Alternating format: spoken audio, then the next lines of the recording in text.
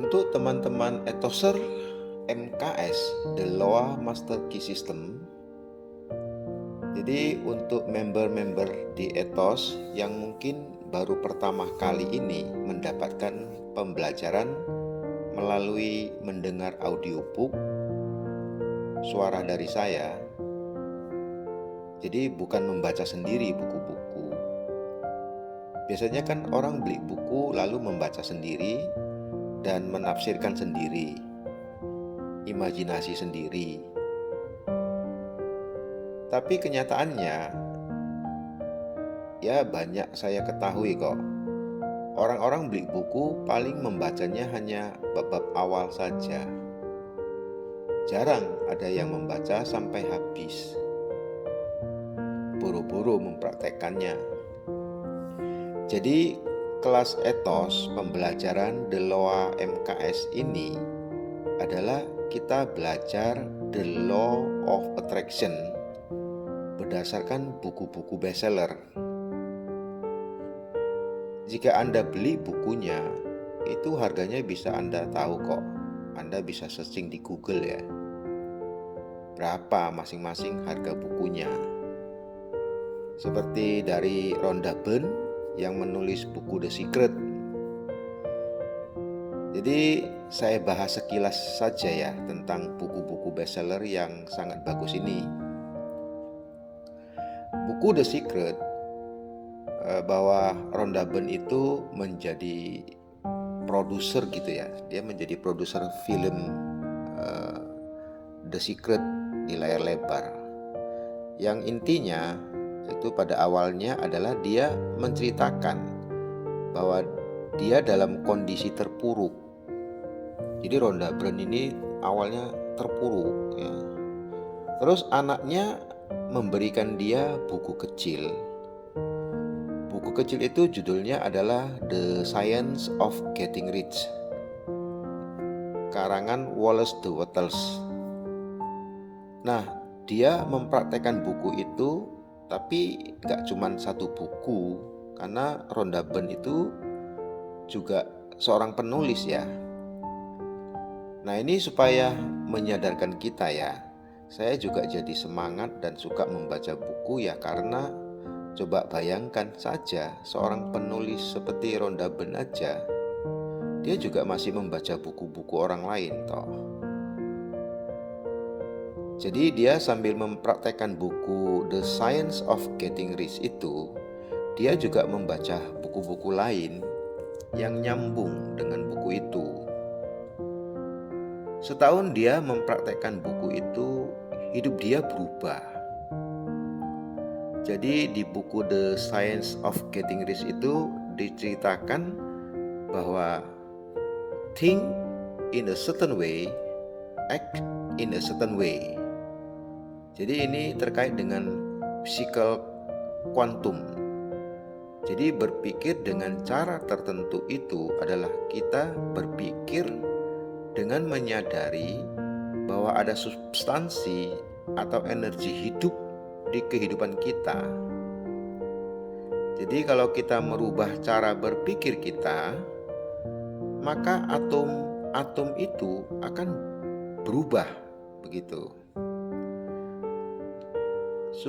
Substansi itu akan berubah, cara pikir berubah, substansi akan berubah, lalu akan muncul di kehidupan nyata. Nah begitu. Ternyata pengendalian pikiran yang dimaksud adalah pikiran sadar dan pikiran bawah sadar. Jadi tekniknya adalah pikiran bawah sadarnya itu disembuhkan. Kata Rhonda, itu diibaratkan papan tulis itu. Papan tulis itu dihapus gitu. Tapi kalau kalian baca quotes-nya dari Bruce Lipton, bahwa saat kita melihat sesuatu itu, persepsi kita itu diubah. Jadi misalnya masa lalu yang menyakitkan itu diubah jadi penghikmah. Walaupun sangat menyakitkan, ketika mau dirubah itu. Kenapa? Karena kejadian itu seolah-olah kita ambil kembali ya, dilihat kembali dan dirasakan kembali. Setelah itu dimunculkan, nah itu dirubah, mau Anda rubah jadi apa gitu. Ya nggak mau lagi dong dirubah jadi yang sakit. Nah dirubah, dibuang, dirubah menjadi hal yang menyenangkan, menggembirakan, membahagiakan, menyehatkan. Dirubah, kita bisa mungkin yang ketika mulai kesakit itu menangis, menjerit. Nah setelah itu nanti dia jadi senyum, diubah jadi senyum. Kalau misalnya ingat masa lalu itu tidak menyakitkan lagi nantinya. Maka kesadaran kita itu akan naik begitu, kesadaran spiritual kita.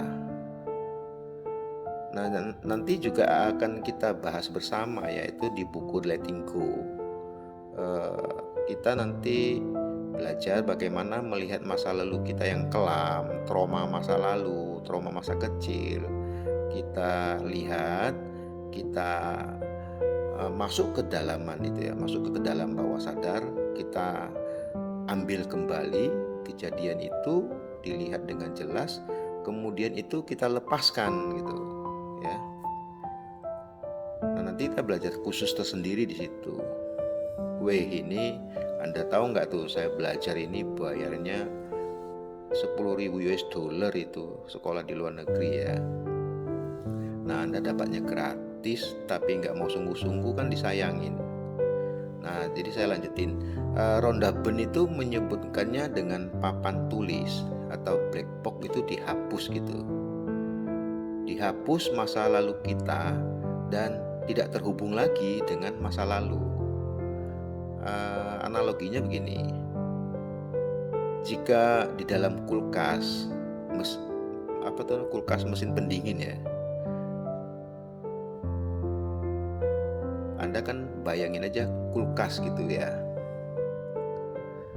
Jika di dalam kulkas Anda ada banyak buah-buahan, dan di mana diantaranya itu ada buah yang sudah busuk, lalu apakah Anda bisa memasukkan buah yang segar ke dalam kulkas yang sudah penuh sesak? Jika Anda tidak memilih dan membuang buah yang sudah busuk itu, lalu buah yang segar tidak bisa diisi.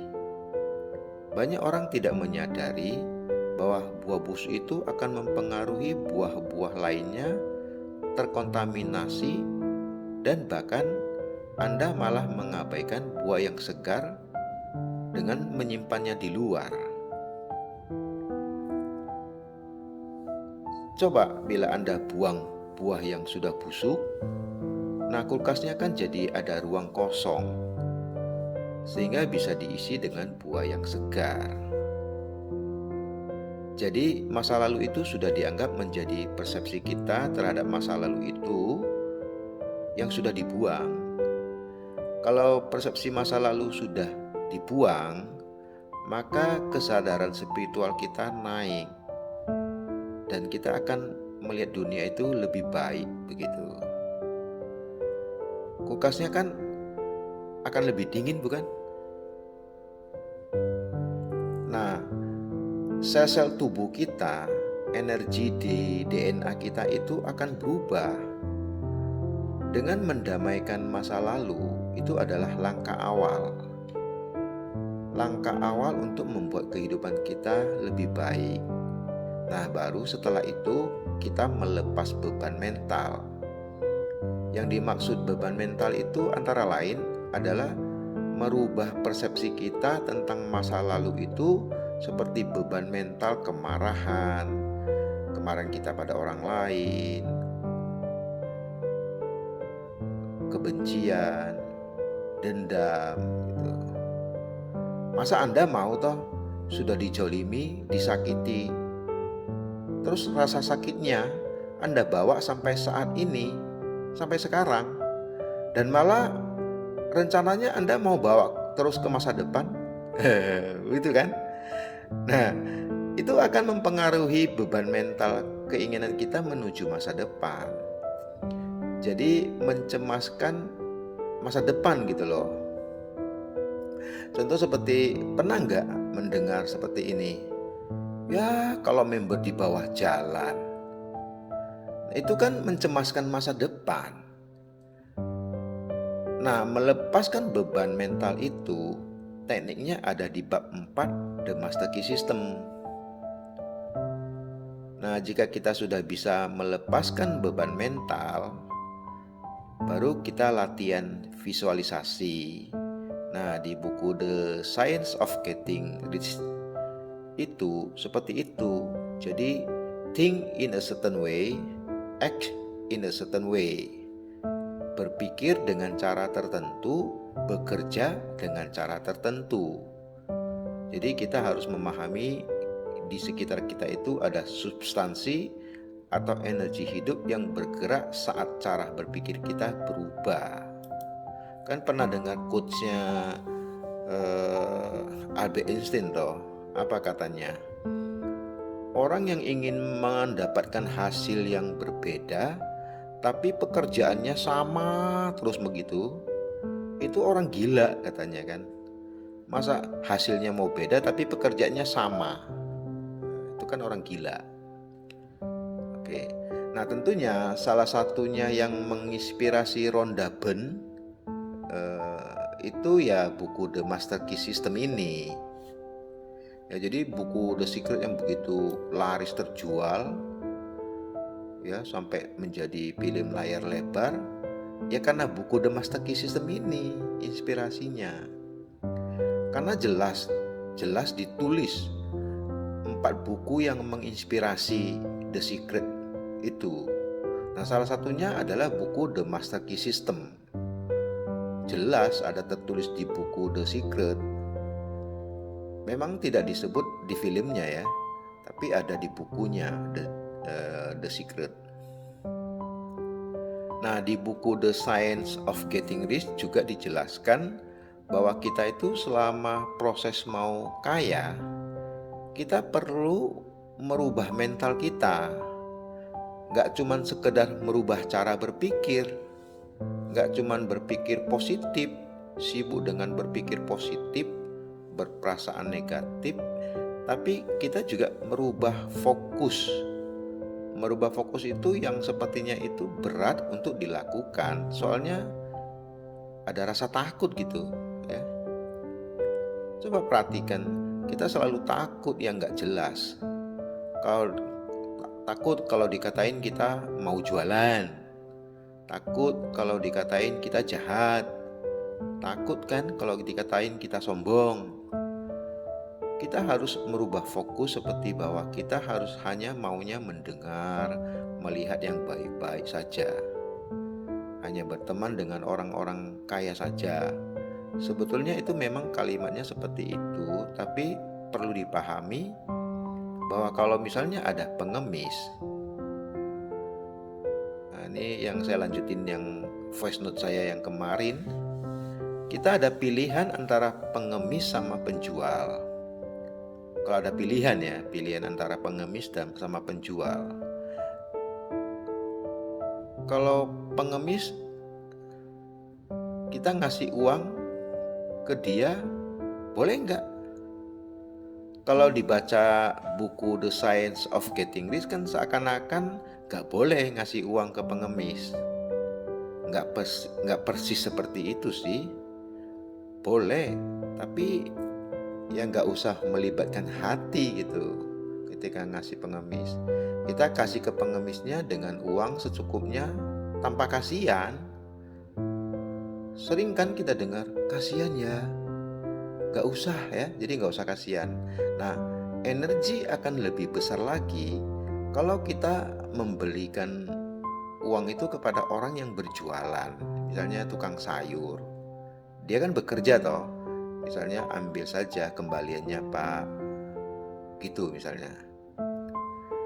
Itu energi akan lebih besar kalau kita itu mensupport dia untuk jadi lebih kaya gitu. Dan Anda tahu nggak bahwa energi lebih besar lagi, nah ini akan lebih besar lagi energinya kalau kita bisa menginspirasi orang lain. Jadi kita itu membantu, mengajak orang untuk jadi kaya. Jadi misalnya bikin perkumpulan yuk kita punya ide berbisnis yuk, kita rekrut orang-orang. Nah, menginspirasi untuk menjadi orang lebih kaya, itu energinya akan lebih besar lagi. Mungkin yang pernah baca The Science of Getting Rich, dipahami sama Wallace the Waters itu bahwa kita disarankan untuk menginspirasi orang lain. Kalau kita kasih makanan ke orang, itu boleh dibilang kurang bagus. Ya adalah kebaikannya, sedekahnya ada, tapi itu efeknya hanya sementara. Jadi kasih roti ke orang miskin, dia makan, selesai dia akan minta lagi. Kalau kita bantu uang ke orang untuk yang pedagang, dia akan bisa beli lagi karena ada tambahan modal untuk dagangannya. Tapi kalau kita bisa menginspirasi seseorang untuk berubah pada saat kita mampu ya, maka itu energinya akan lebih besar lagi kembali ke kita. Kita membantu orang dengan tulus supaya dia terinspirasi. Nah, itu energinya besar sekali. Jadi kira-kira isi dari buku The Science of Getting Rich, bagaimana bersyukur. The Science of Getting Rich bukunya tipis kok, cuman memang perlu pemahamannya. Jadi pemahamannya aja yang perlu untuk kesadaran spiritual, supaya memahami itu jadi enggak mentah-mentah gitu. Buku itu perlu didiskusikan. Ini maksudnya apa? Substansi yang berpikir dengan cara tertentu itu maksudnya apa? Kenapa kita nggak disarankan kasih uang ke pengemis? Kenapa begini? Dan ada lagi seperti ramai di Facebook gitu, orang-orang suka menulis, kalian akan mendapatkan uang dalam bla bla bla hari ke depan. Emang bisa kalau kita bersikap seolah-olah punya mendapat, terus akhirnya kita benar-benar akan mendapatkan itu? Itu kan perlu didiskusikan. The Science of Getting Rich itu inspirasi Rhonda gitu. Tapi buku The Secret itu inspirasinya dari Master Key System ini. Karena Rhonda Byrne banyak sekali mengutip quotes-quotes-nya dari buku The Master Key, banyak sekali. Coba diperhatiin kalau yang punya buku The Secret ya. Terus waktu di visualisasi Rhonda Byrne juga menulis bahwa kalau kalian ingin menguasai visualisasi, silakan membaca buku The Master Key System karangan Charles F. Haanel. Nah, itu jelas kan? Nah, makanya kenapa pembelajaran dari saya itu langsung dari Master Key System aja. Karena kalau 24 bab dikuasai, Anda akan lahir menjadi manusia baru, manusia yang tidak terkalahkan. Maka sekarang kita belajar The Master Key System, ada 24 bab. Dan salah satu babnya yang barusan saya share gambarnya, bahwa kesadaran spiritual itu, kebahagiaan itu tidak tergantung dari uang. Jadi ini masalah mental. Kalau kalian punya kesadaran spiritual, pegang uang atau tidak pegang uang, kalian tetap bahagia karena kalian bisa merasakan cinta Tuhan. Gitu ya. Jadi Tuhan itu selalu menyayangi kita. Tuhan selalu memberikan kemudahan pada kita. Hidup kita bisa berhasil apa enggak itu tergantung dari kemampuan kita merasakan cinta dari Tuhan ini. Jadi kalau selama ini kita menderita karena merasa Tuhan itu kok aku dikasih rezeki sedikit ya. Sama Tuhan kalau kita rasanya begitu ya, rezekinya akan sedikit. Sedikit beneran loh ya. Loh kalau kita berpikir ya, kalau jaringan di bawah jalan, ya itu nanti beneran nggak jalan loh jaringannya. Jadi sebenarnya akibat pikiran Anda juga sudah mencelakai yang lainnya. Karena jaringan member Anda tidak jalan, kan itu di bawah Anda. Ya di bawahnya itu ya nggak dapat apa-apa kan. Kalau kita merasa terima kasih Tuhan, saya dikasih banyak rezeki, ya lama-lama rezekinya banyak beneran. Ini versi spiritual ya. Mungkin terus ada yang nanya, kenapa sih orang-orang yang tidak spiritual, seperti yang jahat gitu ya, yang jolim gitu ya, duitnya banyak? Ya karena mereka mendapatkan uang dengan tidak spiritual, dalam arti mereka menjolimi orang, menekan orang. Ya sebenarnya itu tetap ada karmanya ya. Mereka menarik hal yang buruk gitu ke mereka. Misalnya mereka jadi mendapatkan ketidakbahagiaan, tidur gak nyenyak ya kan, keluarga kacau balau, bisnisnya hilang lagi. Jadi kalau misalnya menarik uang dengan prinsip-prinsip spiritual dipahami, ya maka keuangan itu akan lancar gitu. Tapi kalau menarik uang dengan kejoliman, maka itu energinya jadi down, energinya down atau turun. Bisnisnya bisa naik, bisa turun, naik turun gitu ya. Keluarga sakit-sakitan, tidak bahagia, macam-macam lah. Dan dia harus bangkit lagi kan, turun lagi, bangkit lagi gitu. Kira-kira seperti itu.